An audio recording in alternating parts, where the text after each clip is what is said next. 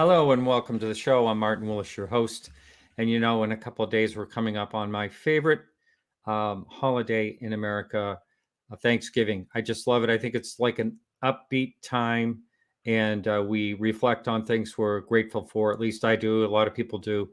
And I'm really grateful to be here, first of all, as a lot of you know that I was out and with some pretty serious surgery, and it's kind of changed my life in a way that I'm just grateful for every day. And so this Thanksgiving is going to be extra special for me, and I hope it is for a lot of you out there as well. I'm real excited about today's show. I've got David Marler is always a favorite here, and Barry Greenwood, which he's been researching UFOs for a long, long time.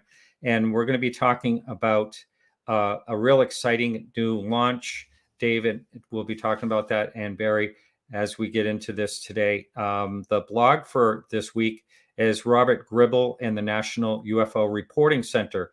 He's the founder of it.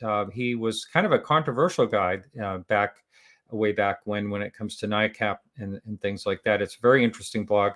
And also Wendy Connor, she was involved in that too. And if you have never heard the archives that Wendy Connor put together, I think there's something like 252 recordings, vintage recordings of UFO witnesses.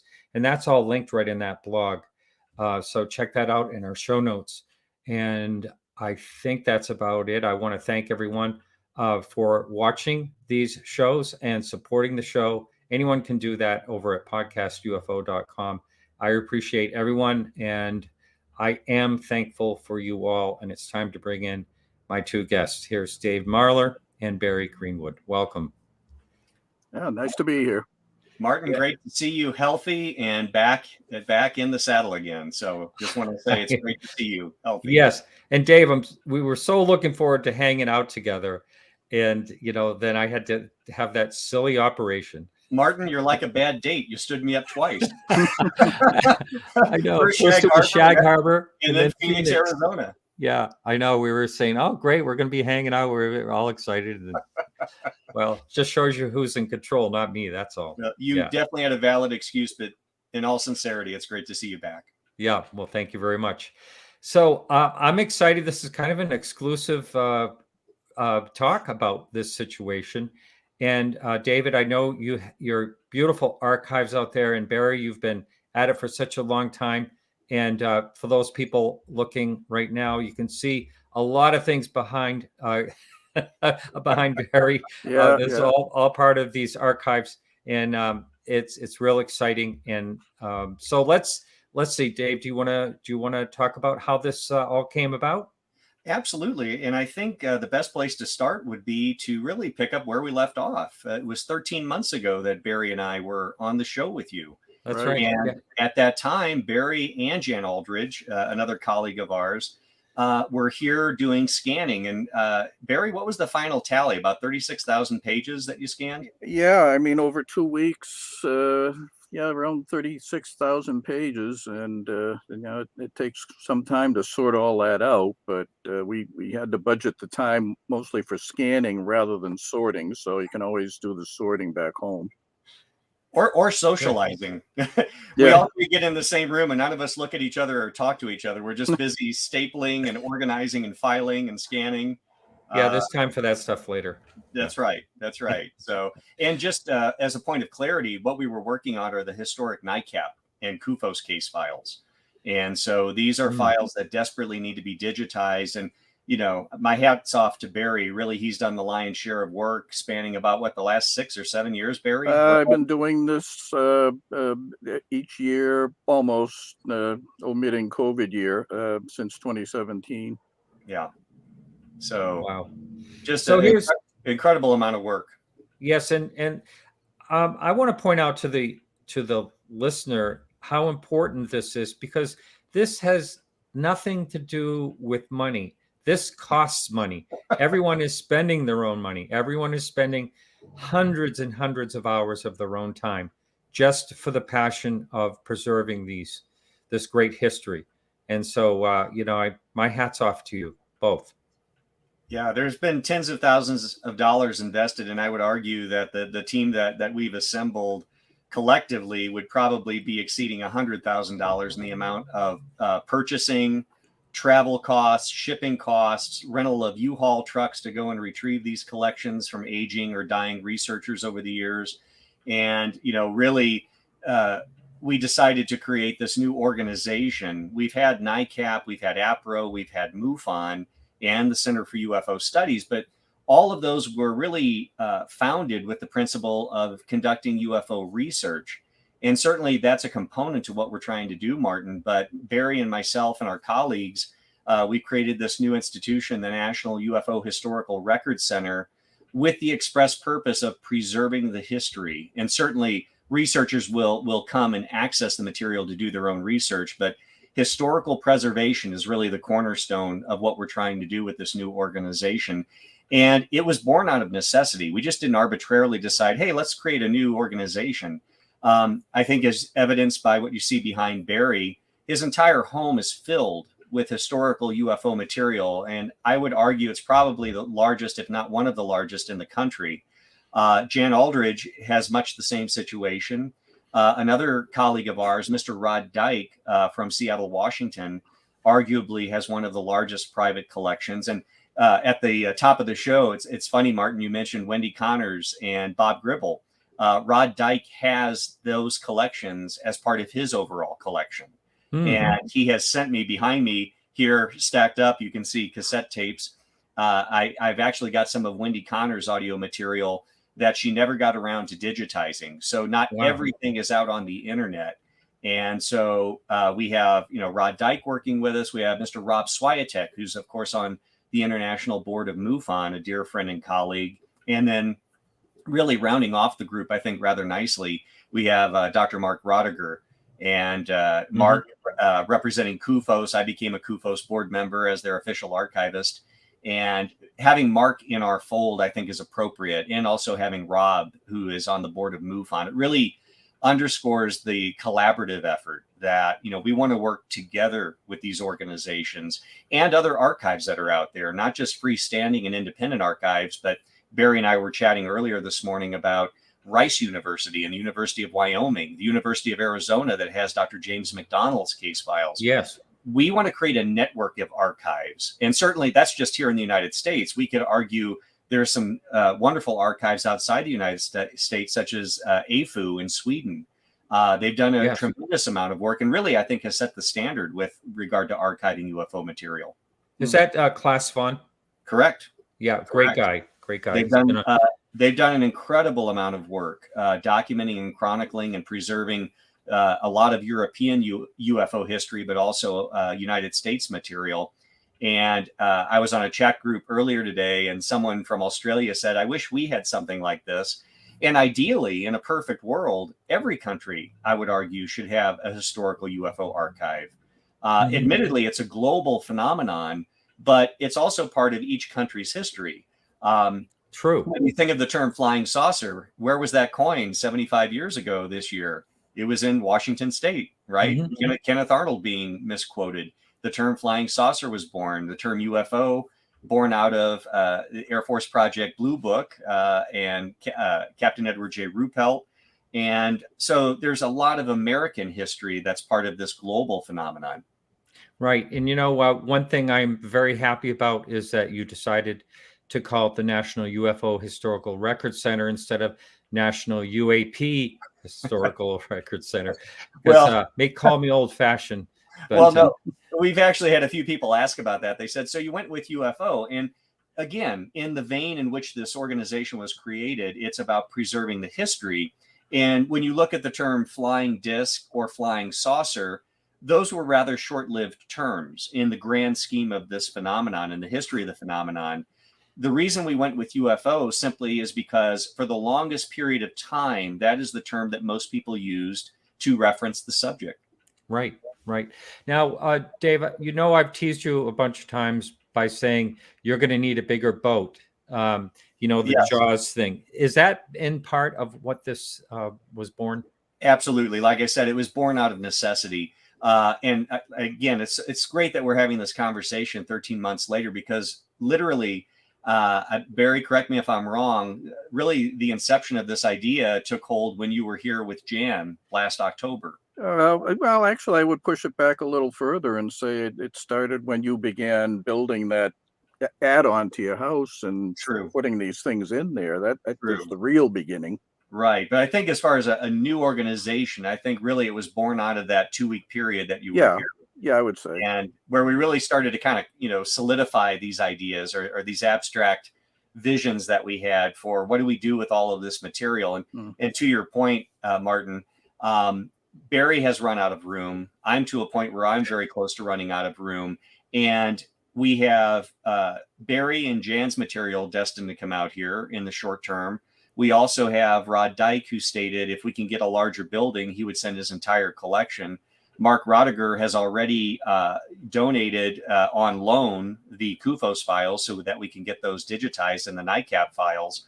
And in addition to that, and quite literally, I did a lecture series this year. I did about 8 lectures, including Nova Scotia that we referenced earlier. In going to these various venues, I've had people come up to me stating, I want to donate my collection of UFO files. I was in Ohio, and 2 researchers in Ohio stated, can I get your contact information because I'm putting you in my will?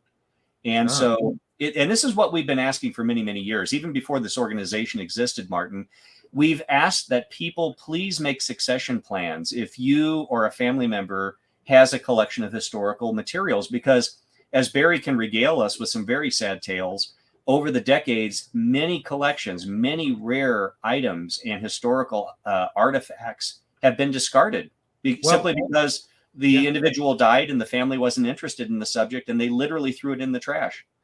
In the blog this week that Charles Lear writes about Robert Biddle, is it Biddle or Brittle? Gribble. Yeah. Sorry about that.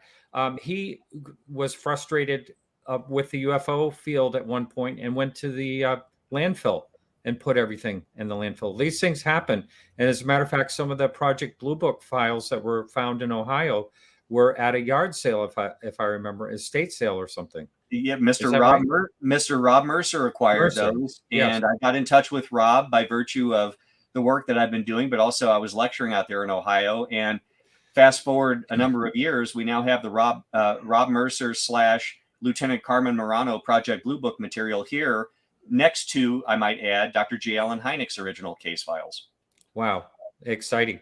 One of the things, David, that comes to mind is I remember, you were on this show a number of times talking about when something happens to you that these archives are to be donated to the University of New Mexico to preserve them. So how does that fit into all this? Excellent question, Martin. I'm glad you brought that up. To be very clear, this new organization that we formed is there really as a stopgap measure. The University of New Mexico is extremely interested in acquiring this material because, much like ourselves, they view it as part of history. It's not that UNM wants to endorse UFOs or they believe in UFOs, but as Barry can attest, I took Barry there last fall when he was here. They view it as history. And as such, like any other element of history, it should be preserved.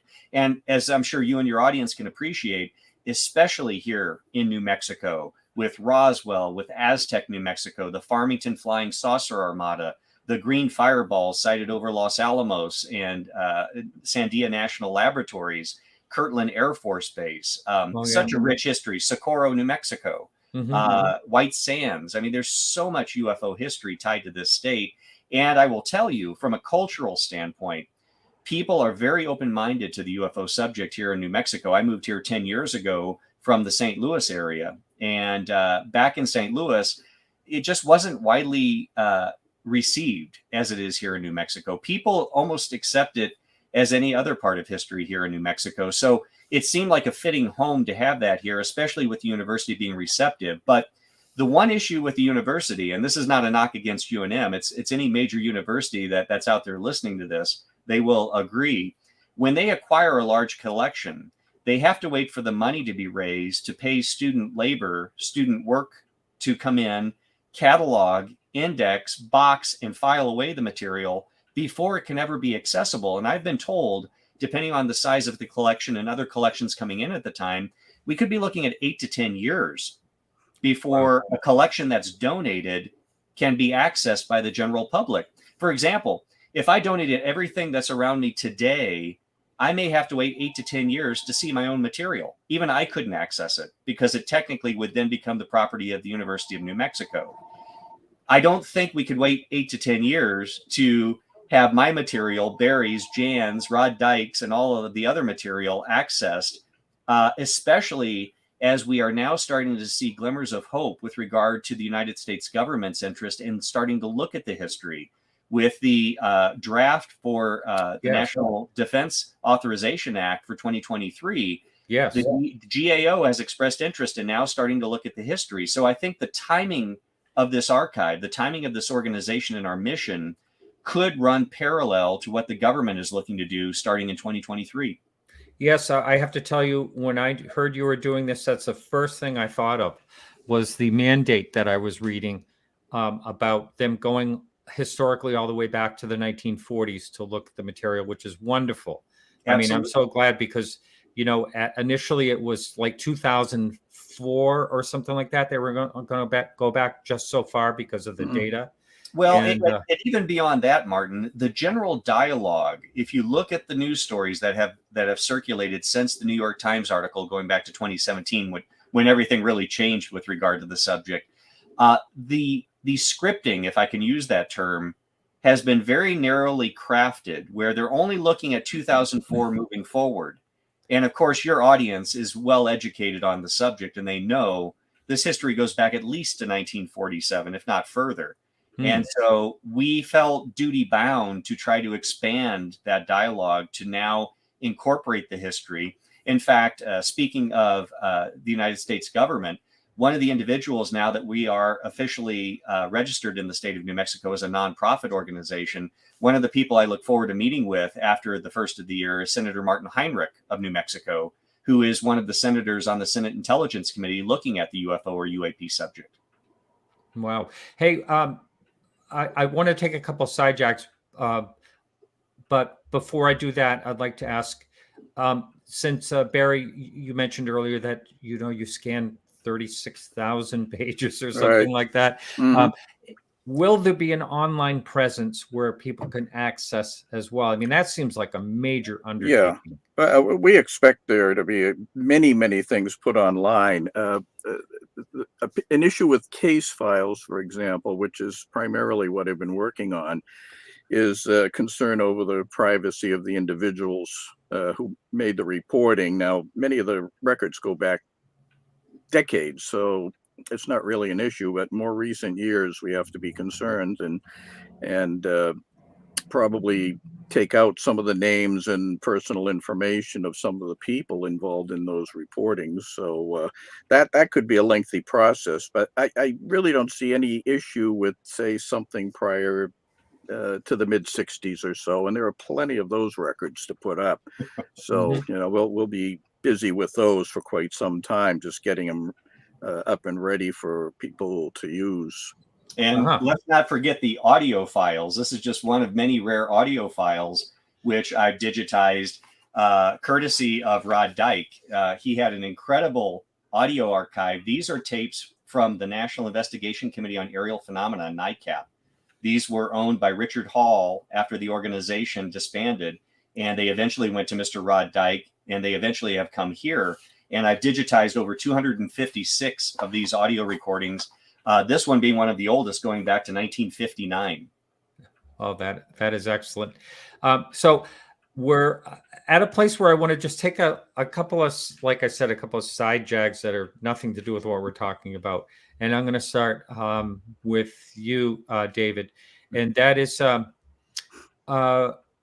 it seems to me, you're known, or when we first talked, you were the Triangle UFO guy.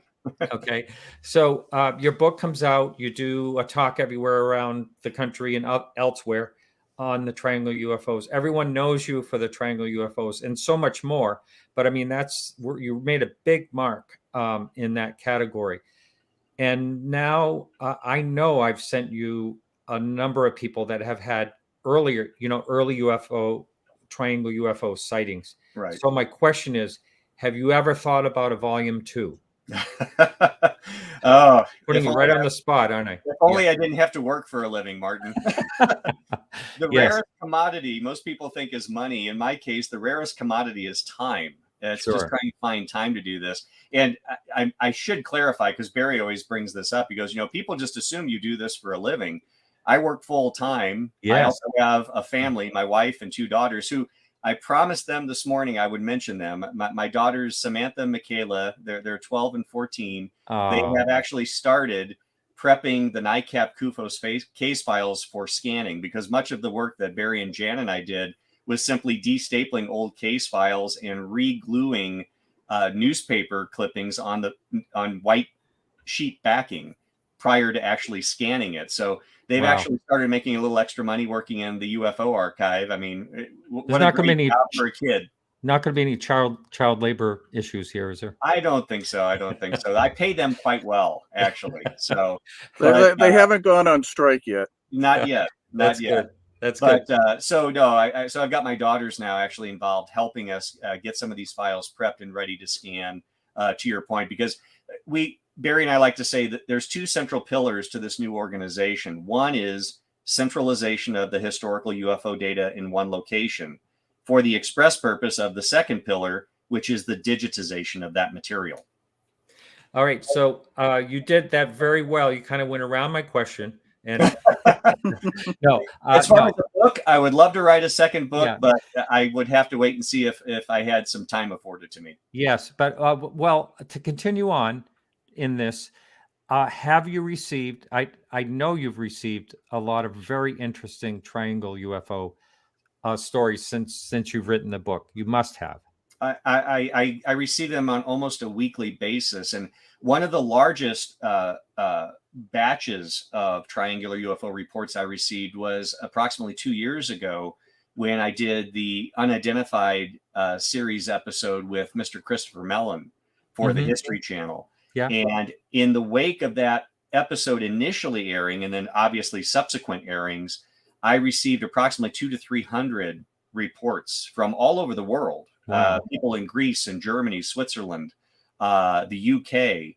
And many of these reports go back to the 1960s, 1970s. Yes.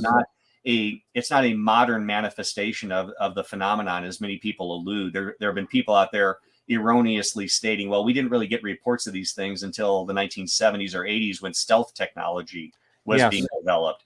And in fact, my latest lecture series I just concluded across the country during COVID. We all talk about what we did during COVID. Well, I was on the other side of the file cabinets immediately to my right, going through the NICAP case files. And I believe Barry confirmed this. I'm the first researcher to go through those historic case files, and we're talking hundreds, if not thousands, going from 47 to 1977, and looking expressly for any and all triangular UFO reports. And I found at least 102 in the historic files. Wow. And the thing I like to point out, Martin, many people can call me today and say, hey, I saw you on TV. I had a sighting of one of those triangles back in 1965. It's something altogether different to find a contemporaneous document from 1965 that's been on file, where clearly there was a report filed at that time. It's not like people are just jumping on the bandwagon today because this is the latest stylish UFO to report. These are contemporaneous reports going back, some to the even early 1950s, mid 1950s. And what's ironic is, as I told my audience this year, and by the way, on my website, the lecture in its entirety is out there. So if any of your audience haven't seen it and they would like to see some of these historic cases, they can go to my website. But it's interesting because not only do we have the distribution of historical cases, but the characteristics that are exemplified in those reports match the characteristic profile that I created back in 2013 when my book was published. How about that? Wow. All right. So what we're going to do here is I'm going to ask Barry another question that has nothing to do with what we're talking about. Then I'm going to jump over and look in the chat. So if someone is asking questions along the lines of the National UFO Historical Records Center or anything related to records, and you put your question in caps, and it makes sense, I will ask those questions. But for right now, I'm going to ask Barry this question. Barry, I understand that you were the first person to write about the MJ12 documents, and my question to you is, well, I should probably keep my opinions to myself of what I have thought about those over the years, but I'm going to ask you, what's your opinion of those documents? I think they're all faked. Okay, that's mine too. Put it in a nutshell. Yeah, I'm credited with having written about it publicly first, but it was a peculiar way of getting there. We had heard rumors in the early '80s about MJ12 and Project Aquarius. I think the folks who were generating all that buzz were the ones involved with it later publicly, but nevertheless, the information was leaking out, so to say, from different anonymous places, and we had noted the names and all, but couldn't do much with it. There was very little information. In 1985, I heard from a fellow named Lee Graham, who I had heard of him before, but I didn't know much about him and all. And he was very interested in filing FOIA requests on UFOs and at the time stealth aircraft. And he worked in the aviation industry too. So he sent me a package one day, and it was a more full-blown explanation of MJ12 than I had seen previously published, with names and highly placed government, military, and governmental people and all. It really wasn't clear where all that came from. He was passing information along from, as I later found out, Bill Moore. But nevertheless, he gave me enough information about it, and it was obviously intended to be made public, because he was essentially sending all of that to the editor of a newsletter. So I put together an article and included all that detail, and it was published in my newsletter at the time, Just Cause. And I was careful not to imply that I was endorsing any of this as genuine. I was simply relating information that was given to me. And even with that, we still didn't really have enough to go on with filing FOIA requests and all. And we had to wait probably a couple of years after that until some more substance came out on the story in the form of documents, which Moore and Timothy Good had planned to release publicly simultaneously in the spring of 1987. And when those came out, I took a look at them and I thought, no, this can't be. I was convinced totally within about 10 minutes of examining them that there was nothing to it. So I had to go through the motions of filing information requests with different libraries and archives and all to see if I could possibly track something down on the origins of it. But that never surfaced, with the exception of one document, which was at the National Archives, and it was found in a very peculiar manner, which made that even suspicious.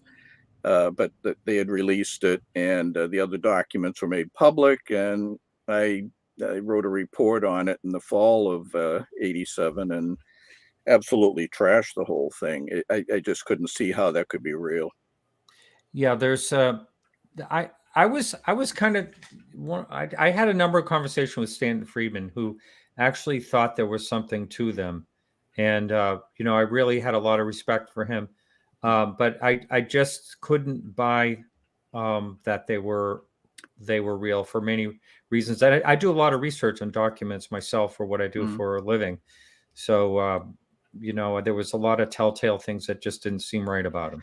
Yeah, you know, the thing with Stan, it seemed like the narrative of the story being created up to that time was in the direction of the information in the Roswell incident, the book that Bill Moore did with Charles Berlitz. And that's the story that that Stan was locked into. And it just seemed too convenient that all the detail favored his version of the story. There were other versions going around from other quarters, but the MJ12 information seemed peculiar to Stan, and obviously he was going to endorse it because it agreed with his position, and he stuck with that position for many years afterwards.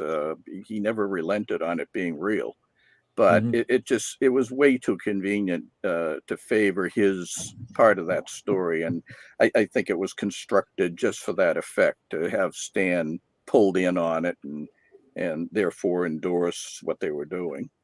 Now, And I oh, go ahead, go ahead, Martin. Dave. Don't go I ahead. was just going to say, Barry, something that I think most people don't know also is that prior to the quote unquote MJ12 document surfacing, there was a novel that was being written. And I Right. don't know if you can elaborate on that, Barry. You have such granular knowledge on that. Yeah, we had heard rumors at the time that the story was based on a fictional account, and a colleague of mine, Robert Todd, had managed to track down Bob Pratt, who was he had previously been known as a reporter for the National Enquirer. He wrote Right. some of the more Yeah. sane stories for the Movies. Enquirer. Yeah. But apparently, what happened was that Moore and Richard Doty, who's a rather notorious figure in the subject, he had been involved in some fakery even prior to MJ12. Uh, they had teamed up to create a story with Doty as the hero, a fictional account of government intrigue and UFOs and crash saucers and all. And it was called the Aquarius Project. I think that was the final version of it. And they had Bob Pratt write it up because Pratt was an experienced reporter and writer. So a novel was created, uh, but at some point after that, Moore and Doty decided to go with the story as genuine instead of fictional. At that point, they had lost Pratt and his support. Pratt didn't want to do this as a genuine account, knowing that it was a fiction prior to that. So Pratt told Todd that he had produced a novel on this, but he couldn't circulate it because essentially it was a copyrighted work, and he had to have the approval of the other two authors to make copies available. So for many years, we had only heard about it, and Pratt's testimony was convincing because he was one of the authors that there was a real deep problem with this story, and in addition to all the other issues with the documents and so forth. But the document, I understand it's out there on the net somewhere, and I've seen it, and it indeed is an account having Richard Doty under a pseudonym being the hero of the whole affair. And I think that was the intent, to present MJ12 as real so that these guys could somehow cash in on it. Yeah. That makes a lot of sense. I was at an auctioneer. A friend of mine was an auctioneer in Massachusetts, and he had an estate, and it was either a retired CIA, retired FBI, can't remember, but had come back from Japan. He was over in Japan for some reason, I can't remember.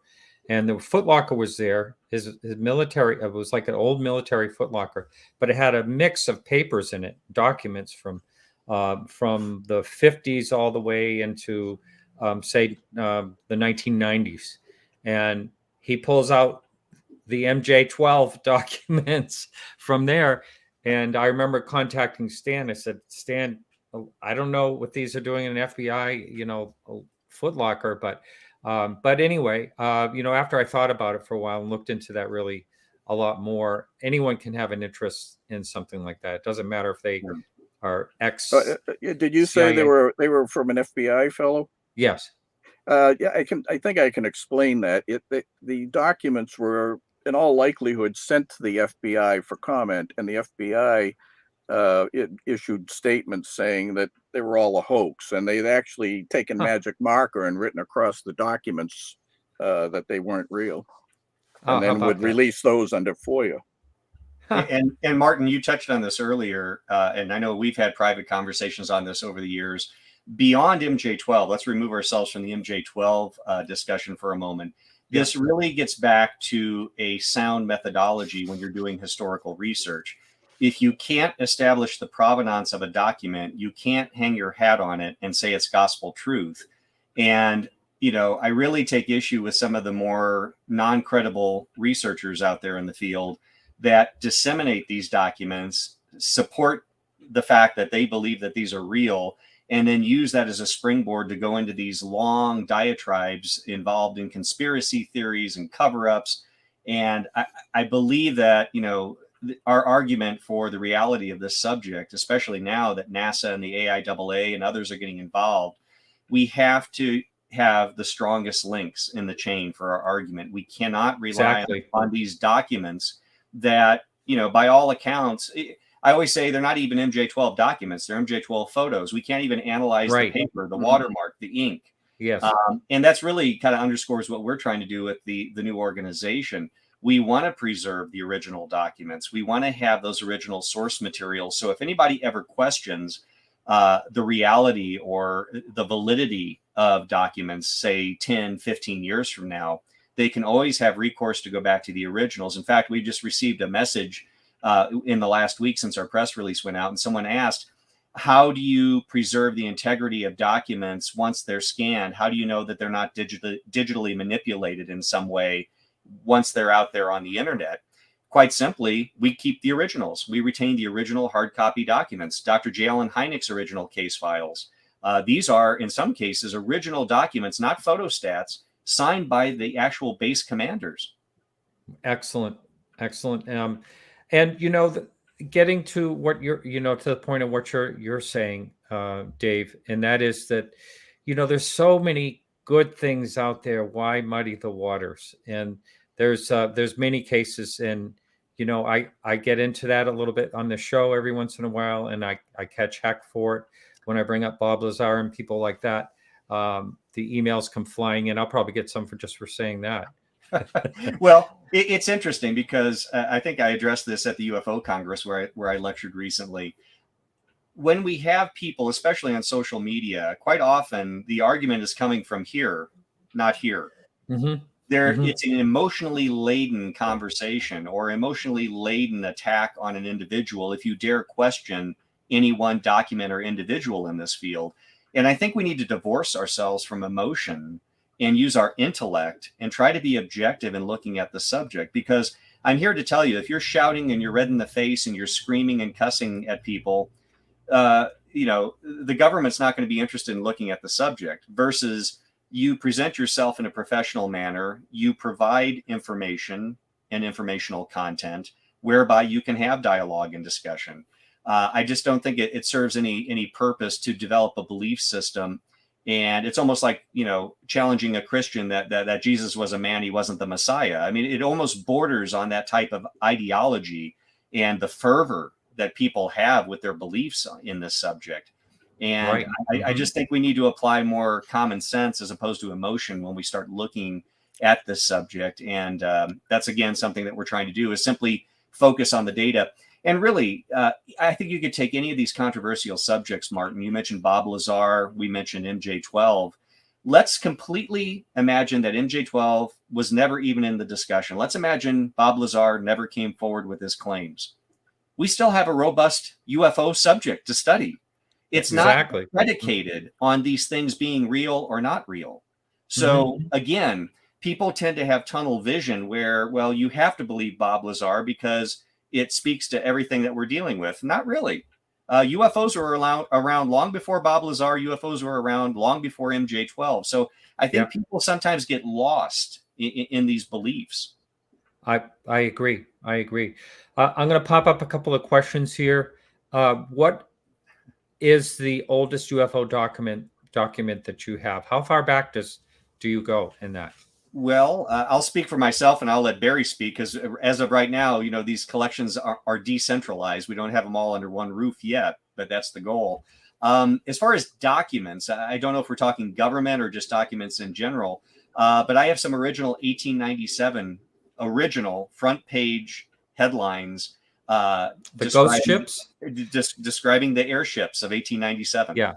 How about that? Yeah. Barry had a chance to see those last October when he was here. And that's probably one of the oldest items that I have that chronicle the subject. And Barry, what about you? Do you have anything earlier than that? If it's a reference to government, the oldest evidence of government involvement in the United States that I've seen goes back to the War of 1812, where, oddly enough, there were incidents around New London Harbor where an American fleet was bottled up by the British, and a number of times they tried to make runs out to sea to get themselves freed from the blockade, and people had reported seeing strange blue lights hovering over the bluffs on either side of the river entrance to the ocean. So this went on a number of times when the fleet tried to make a run, and it angered the commander at the time, Stephen Decatur, and he was totally convinced that the citizens of New London were all traitors and they're trying to rat them out to the British. But he had reported these incidents to Congress, and Congress actually launched an official investigation into these lights and concluded that they didn't know what they were. They were unknown. The first UFOs. The first UFOs, yeah. Most people don't know that, but that's a fact. That is really interesting because they're, the theory of time travel, like they're coming back, like the Foo Fighters, and during the conflicts to historical times, like War of 1812 will be another example. And I'm not saying that I'm thinking that's it. I don't know what to think about that. It's just an interesting coincidence, possibly. Here's a document that I had found, someone had sent me online. This is 1796, an English document that is really cool. It talks about these flying ships, or flying ship with lights over it. Again, 1796. And I'll try to remember if I can put that up in the show notes, but it's a great That's document. incredible. Yeah.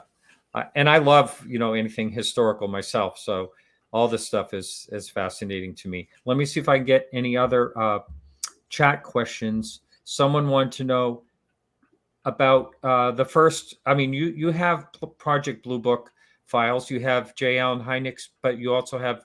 You talked about Bob Mercer's. Correct. Yeah. Yeah. And I also have some of Dewey Fournier's material. I don't often mention that.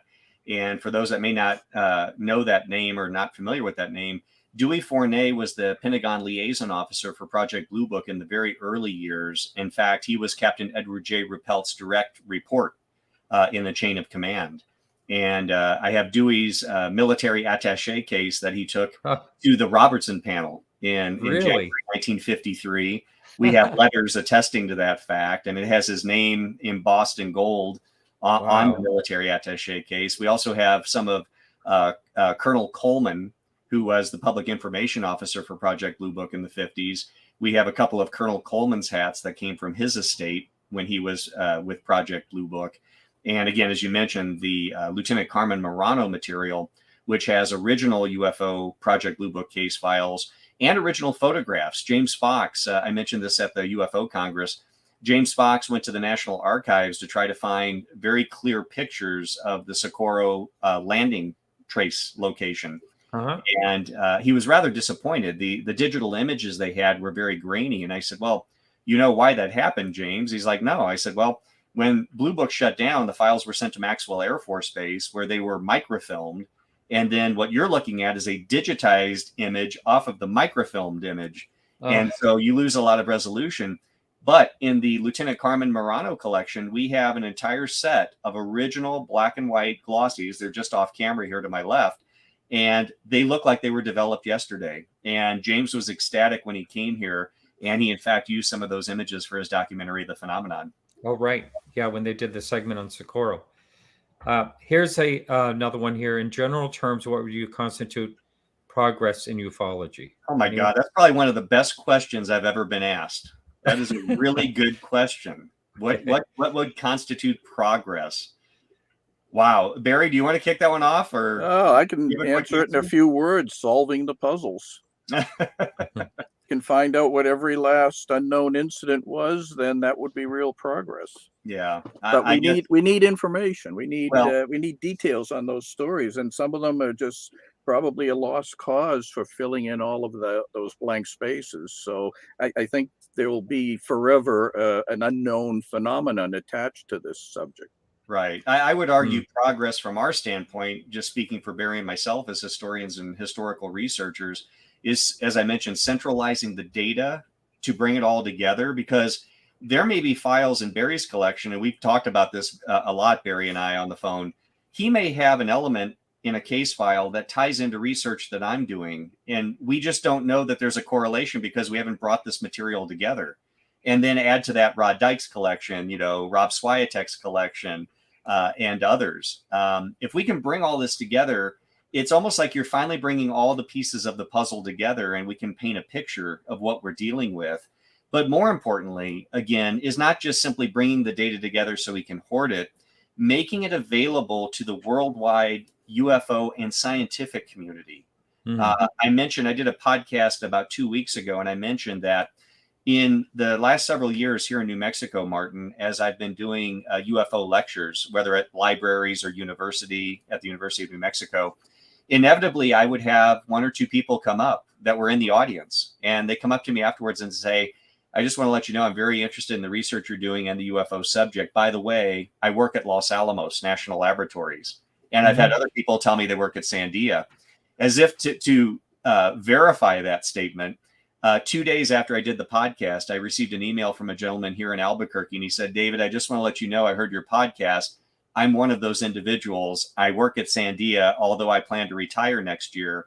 Please keep me apprised of the work you're doing with the new organization, because I would love to assist you. Oh my goodness. Isn't that something else, huh? Here's Andy has this question: how will the UFO records be searchable? And maybe I'll elaborate a little more on that. Are these going to be in some type of order, or would that be keyword searches once these digital files get up there? Right. We haven't fully solidified, although Barry and I have talked about this a little bit already. We haven't solidified the overall structure of the files, both physically as well as digitally online. But we do have some individuals who have reached out to us who actually work in records management and in library curation. A number of people have reached out with different skill sets, Martin, since our press release went out, which is exciting.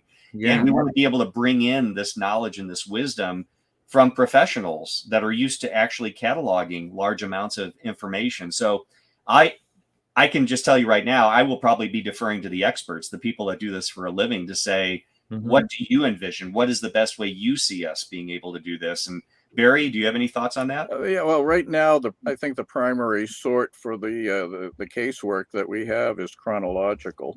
For case files. Right. But then after that, once they're scanned, you can do just about anything.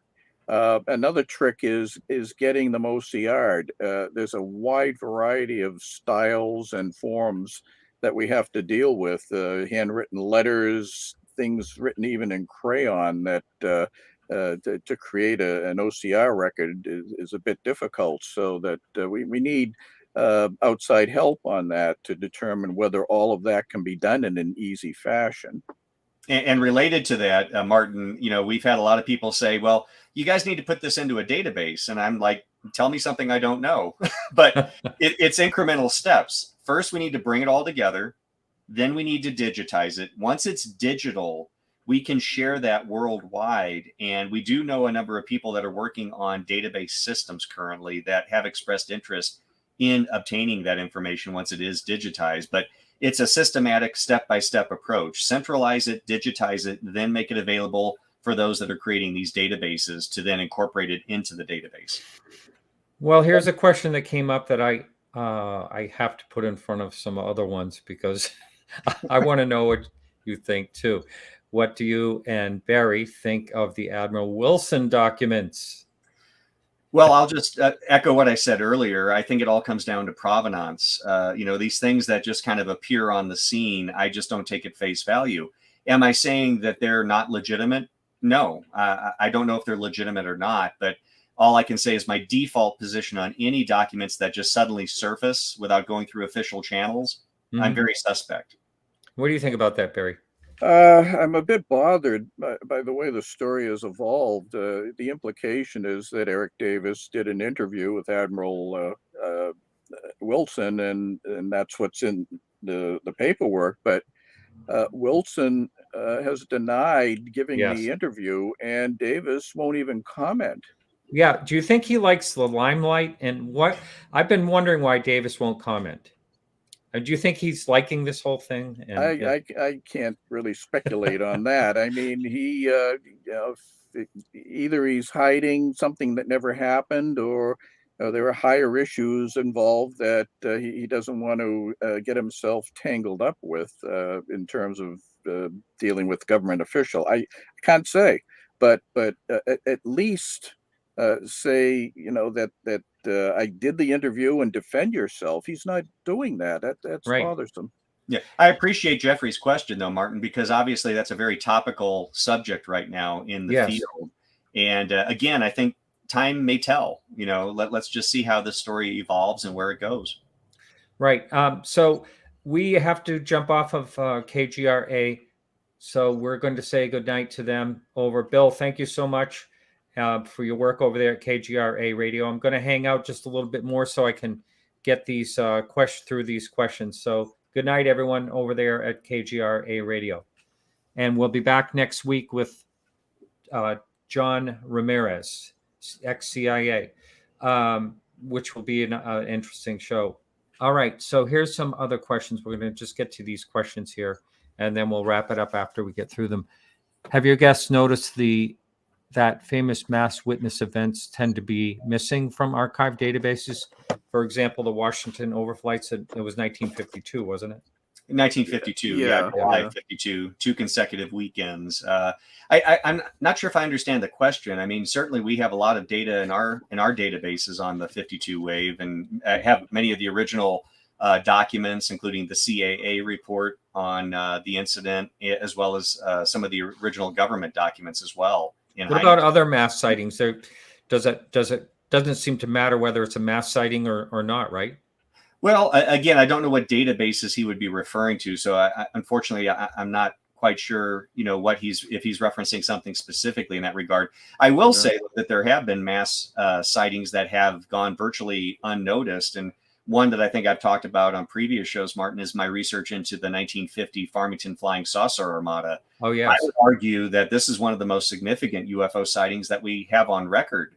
Yet, when I had lectured across the country a number of years back, the vast majority of people had never even heard of this incident. And I'm not just saying that. Dr. James McDonald, in statements, acknowledged that in some of his audio recordings with witnesses, he feels that it was a very significant event that was underreported. Mm-hmm. Mm-hmm. I think we have a pretty good handle on most of the known mass sighting events. Washington, D.C. There may be some individual documents that are missing from the Blue Book record. I'm pretty sure that's the case, but we have a large amount of information on that. The same with other mass events, but there were, as Dave said, some incidents that happened, a fair number of sightings that we weren't aware of, but they were buried in local newspapers so that we didn't have access to them until we started looking. With technology the way it is now, we can look at thousands of newspaper titles and research all of those sources that we could never have access to before. Yeah, no, it is so much easier to do things today than the old way. Here's a interesting question. Do you have any APRO files from the Lorenzens? Gerald, thank you for that question. I really appreciate that. Again, I think Barry and I were just talking about this morning. We are hoping to eventually acquire the APRO files. I do know someone that's in touch directly with the individual who has them. And we do hope that over time that they would find a home here at the National UFO Historical Records Center, simply because we already have the CSI New York files, one of the earliest civilian UFO groups. We have the NICAP UFO case file collection. We have the Center for UFO Studies case file collection. MUFON has their existing case file collection. The one we're missing are the APRO files. And just so your audience understands, if they're not familiar with the APRO files, The report is that they consist of 18 4- and 5-drawer file cabinets filled with UFO case files from the 1950s all the way up to the 1980s. Yeah, wow, that would be great if you get those. This question's from Moonbeam. What a name! Like the name. Question: has there ever been any reports of gunmetal gray rectangular shaped craft? Yes. I've actually stumbled across some of those reports in researching the triangular UFO phenomenon. And in fact, in my book, I reference 2 cases, one from New York in the 1980s and another one during the first night of the famous Belgian wave, November 29th, 1989. Albert Kreutz was a dispatcher in Upon, the village of Upon. And he heard the police officers, the gendarmes, reporting these triangular UFOs. At one point in a break during the radio dialogue, he stepped out on the terrace and looked out at the night sky. And he didn't expect to see a triangle because he thought that these guys were joking. But to his surprise, he sees a rectangular box-shaped object floating by silently with a white light in each corner. And I found several other historical reports, having gone through recently the NICAP case file collection. There are a number of these shoebox or rectangular shaped UFO reports that are in the case files going back decades. Yes, a friend of mine in college saw what looked like a shoebox with lights on each corner. It's the best description I can give it, like a big shoebox floating in the sky. That's kind of what he described it as. Here's a great question, I think. What about documents, et cetera, by contactees? Yes, great question. Thanks, Ray. We actually, I had met with an individual in Phoenix, and when we made the preliminary announcement about the new organization, a person came up to me and said, I just want to let you know that, my mother really followed the contactee movement in the 1950s. I have some of George Adamski's original newsletters and photos. Would you like me to send those? Would you guys be interested? And I said, absolutely. This is the thing. It doesn't matter what my personal interest is in the subject, or Barry Greenwood's, or any of our other board members. We never know what someone is interested in or what someone is researching. When I obtained the Lou Farish collection, the contactee movement, it's not something that I've really focused on heavily from a research standpoint. But when I inherited Lou Farish's collection, Lou was fascinated by the contactee movement. And I have a vast archive of original contactee literature, much of which autographed by the men and women who authored the various periodicals and books. And so that, in conjunction with some of Wendell Stevens' material, yes, we do have quite a bit on the contactees. Yeah, it's important to stress that this archive will appeal to all parts of the spectrum on the subject, not just one side or another. Everything will be included. We want contactee literature. We want skeptical literature. Anything that'll enlighten as to what the phenomenon is all about. Absolutely. And we'll make room for it all. Absolutely. Excellent. Here's a question that, John wanted to know, have private groups, governments, or individuals bought UFO reports and removed them from public access? But I'll add to that question. Are either one of you aware of anyone attempting to remove information for any particular reason? Yes. In the early years of Project Blue Book, or then Project Sign, Project Grudge, the eventual head of Blue Book, Edward Ruppelt, said that there was a lot of filching of files from the early years. He felt it was souvenir hunting, but there may have been other reasons for it. But definitely files have disappeared for one reason or another. Wow. Isn't that? Yeah, I could see where people would want to take sort of like a souvenir type of thing, especially if it came to images. That would seem like that would be the most spectacular thing that someone may want to remove for their own. Yeah, it's hard to say exactly what might be missing, whether they were just ordinary reports or really hot ones. There's a fair number of items in Project Blue Book that are listed as case missing, but we had found later that with a little effort and looking into other parts of the National Archives, we did locate some of those case missing incidents especially in the files of the 4602nd Air Intelligence Service Squadron, which was sort of the buffer zone between a reporting person and Project Blue Book. They were individuals at various air bases who, when something would happen in that area, they would receive the report and decide whether it was worth a follow-up or not. And often they would print up a report and take information and have the witness sign it and all. Sometimes they were forwarded to Project Blue Book and sometimes they weren't, for one reason or another. Again, it's hard to tell, but we did find some of the missing incidents in Blue Book through those means, and we've cataloged them.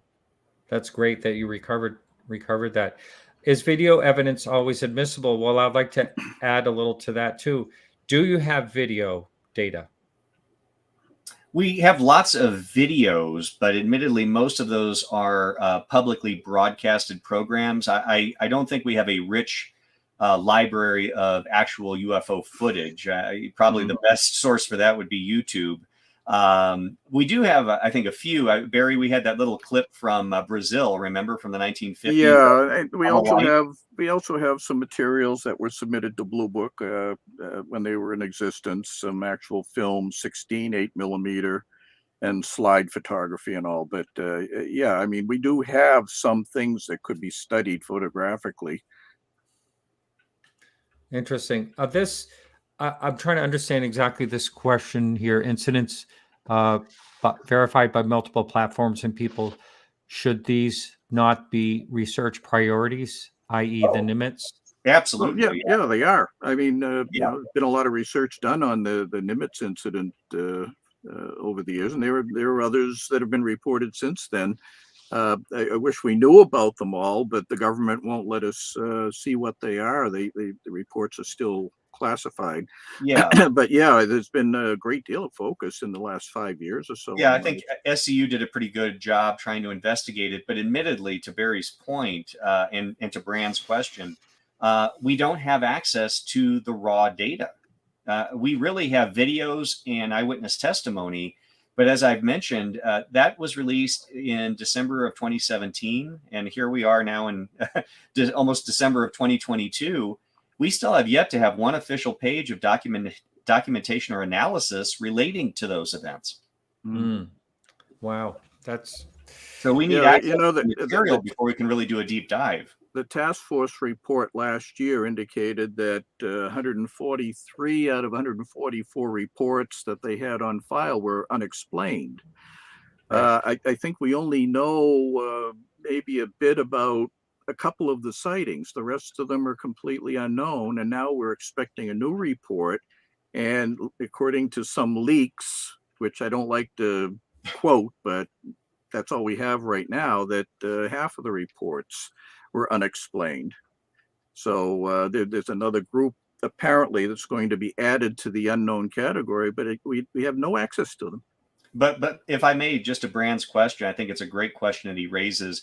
Beyond the USS Nimitz incident, looking back historically through the Blue Book case files and other military files that we have, I completely agree with Brand in the sense that it's one thing to have a subjective report, namely eyewitness testimony.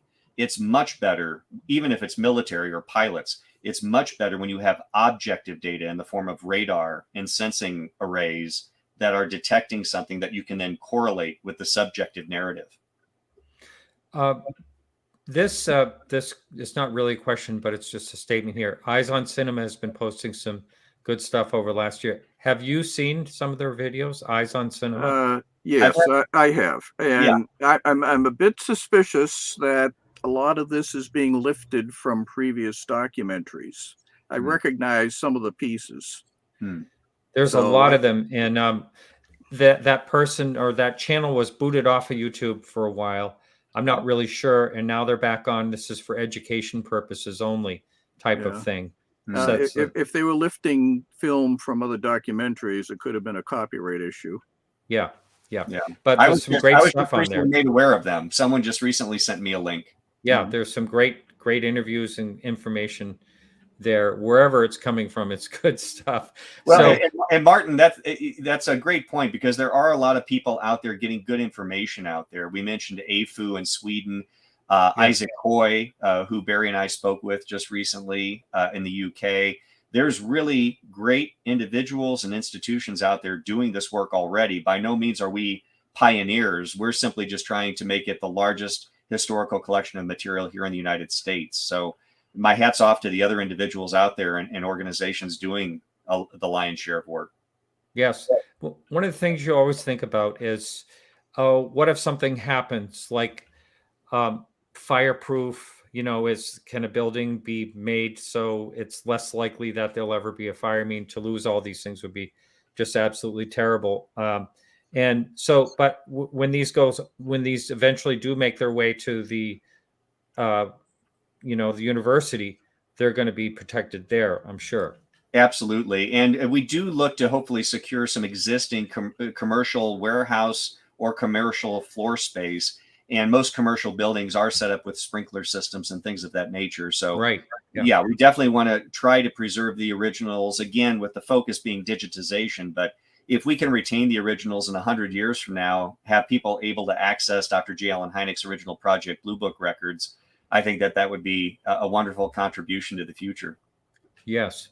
Here's an interesting question. From your experience over the years, have the redactions become worse or less or more? Great question. I don't think there's any greater amount of redactions. I mean, I think they're pretty consistent with earlier documents, and over time, many of those redactions are lifted anyway. So we'd have to wait and see what happens with the current crop of redacted paperwork. Mm-hmm. Yeah. In 2017, I filed a FOIA request to get the unredacted Air Force Office of Special Investigation files on Farmington from 1950. Because as late as I think it was 85, Barry, if I remember, the last FOIA attempt, it was restricted access to that information.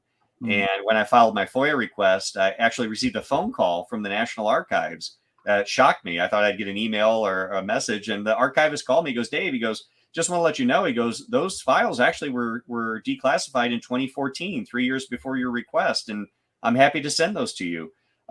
What people don't realize is that when these things are declassified, there's no announcement that goes out to let people know. It's only by filing your FOIA request, you might find out that, oh, okay, that records is now available. Not all of the people who work in government or at the archives work hand in hand with one another. They have varying degrees of knowledge as to what the records are and whether they can be released or not. I wonder how those decisions are made. Like a lot of times there are so many years, right, where Correct. They're classified, and eventually that will be lifted. And sometimes and Barry, correct me if I'm wrong, you're the expert in this area. Sometimes you may have a wide sweeping judgment that this records group is going to stay classified. And 90% of it might be trivial minutia that's in those files. And it might not be because it's UFO related, because the series of documents you may want out of that huge records group might only comprise 20 pages. Right. But because there was this arbitrary decision just to keep that records group classified, unfortunately, we're restricted from seeing it. Yeah, I can tell you a quick story. I think you may have heard of the so-called estimate of the situation. Yes. A document that was written in 1948 and alleges that UFOs are interplanetary. That was an early conclusion by Project Sign.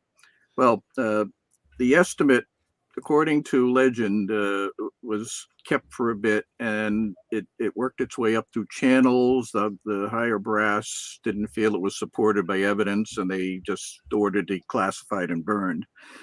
And that's the way it stayed until Ed Ruppelt's book came out and told a story of how he visited the Pentagon, and Dewey Fournet had shown him a copy of it that was in a file drawer at the Pentagon. It should have been destroyed, but apparently someone had saved it. So it was somewhat elaborated on in Ruppelt's unpublished manuscript. He went into greater detail describing the document and all. But many years later, a colleague of mine contacted Fournet about it, and Fournet gave some very interesting detail. He said at the time that he was in charge of the Air Technical Intelligence Service branch files, which were kept at the Pentagon, and they were part of the broader Current Intelligence Branch records. Now, I tried to follow up on that, and I discovered that the Current Intelligence records at that time, early 50s, constituted about 600 boxes of records that were kept at Archives 2, which is a place that's a clearinghouse for the main National Archives in downtown Washington. And those covered a myriad of topics, but they were all off limits. The entire group were classified as a whole. And if the estimate is in there, which I suspect it could be, according to Fournet's comments, all of that would have to be declassified first before he could see if it was there or not. And in Dewey Fournet's material that I acquired through Bill Pitts, Arkansas researcher, I have a rare recording of Dewey describing that he did in fact see the estimate, and Ed Ruppelt had seen it. So we have different statements, different texts that reference the fact that, yes, it was seen, it was described in detail. And I think that, to Barry's point, there may still be a copy of that floating around somewhere, but it's the proverbial needle in the haystack. David, last time we talked, you said the website wasn't up, but I just happened to do a search here, and you do have it. Is this a launched website, or is there still more to do with it? Oh, there'll be much more to do with it. We're just beginning, and we just wanted to get our public facing there. And one of the most important things is, and you mentioned this earlier, the money that we've spent on gathering and building these collections, but we really need the support of the general public to help us raise money to get a home for the history, as I like to put it.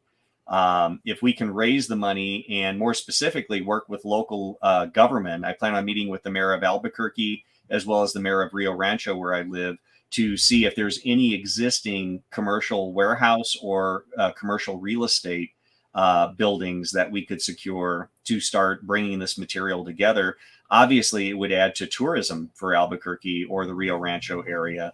So there's a practical aspect to it from a government or Chamber of Commerce standpoint. But we want to be able to have a location where we can start doing the work, start bringing all of us together. And I will tell you, I've had just in the last week a number of individuals here in Albuquerque volunteer stating, if you get a building and you bring this material together, I would like to come and help you start scanning that material. Or even helping moving it would be good. Yeah, I have that's a project issue, so I could use some assistance from some younger people to help move these files. They're not right. light, yeah. But so that's the goal. But we've spent tens of thousands of dollars collecting the material. If we can help raise tens of thousands of dollars to secure a home for this, and again, it will be afforded to anyone that wants to come here, but also it'll be available on the internet once we eventually get it all scanned. Are you going to have a place where people can contact you that are willing to help financially? Absolutely. Our website that you just pulled up on our main page, we actually have a donation portal. And I do like to add the fact that, unlike PayPal and some of the other pay platforms, the one that we use is designed for nonprofit.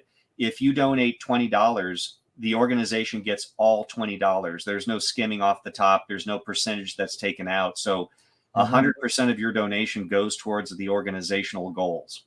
And then it's a tax write-off as well, right? Absolutely. Right. We're nonprofit. Yeah. If your tax, depending on your tax situation, I have to qualify it by saying that. Yeah. Yes, they are tax deductible donations as a 501c3 nonprofit organization.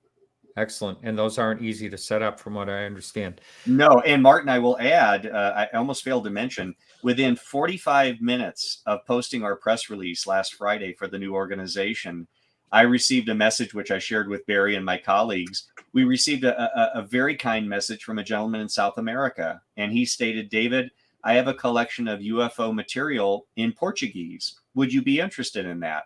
And we said, absolutely. And our friend, our friend Micah Hanks has some friends that can translate Portuguese. And so he's in the process of boxing up that material to send to us. Isn't that awesome? That's the power of press coverage. Absolutely. Absolutely. But within 45 minutes, we already had an offer of additional material that we didn't have before. Well, I hope this brings even more, and you're going to have to get the bigger boat for sure. Yeah. But, yeah. So thank you both so much. It's been a real pleasure. And I wish you and your families have a wonderful Thanksgiving. You as well. Absolutely. And a good holiday too, till the end of the year. That's right. Yeah. And my best to your audience as well. Happy holidays, everyone. Excellent. All right. Well, you take care. It's always a pleasure. Thank you, Martin. Thank you. Right. Goodbye now. Bye-bye. All right, everyone. So next week we'll be back with John Ramirez, and ex-CIA. Should be an interesting show. Thank you so much. And for those of you in the U.S., again, happy Thanksgiving. Hope you have a wonderful one. And we'll see you next week. And remember to keep your eyes to the sky.